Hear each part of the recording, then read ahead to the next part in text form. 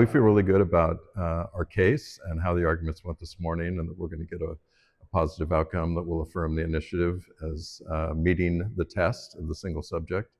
I think for us, it was pretty clear that the court was focused on questions surrounding that single subject and the legal precedents that the court has set previously.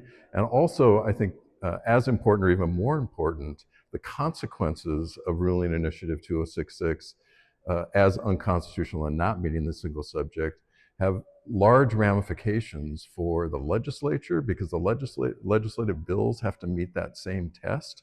So if they're going to rule and agree with the emotional arguments of our opponents, the impact moving forward on legislation and on previous legislation that's passed is pretty vast. And I think it was very clear that the court understands the ramifications around how they rule.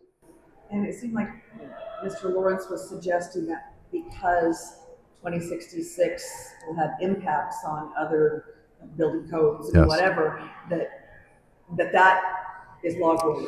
And I'm not sure that is their argument. We obviously disagree. Everything within the initiative was designed to protect access to natural gas moving forward. And we have to amend.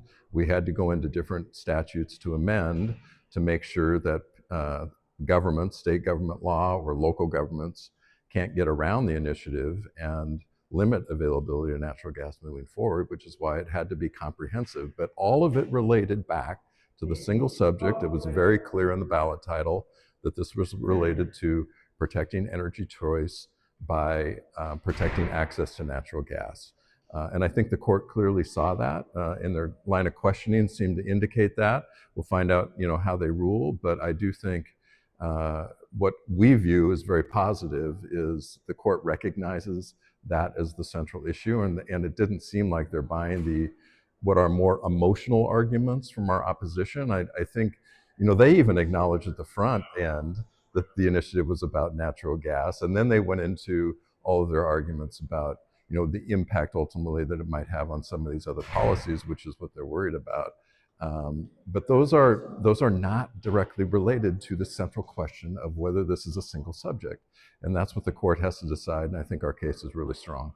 Now the wait's probably for the fall before we get an answer from the court, right? Well, we're hoping it's sooner rather than later. I think the people deserve a resolution on this.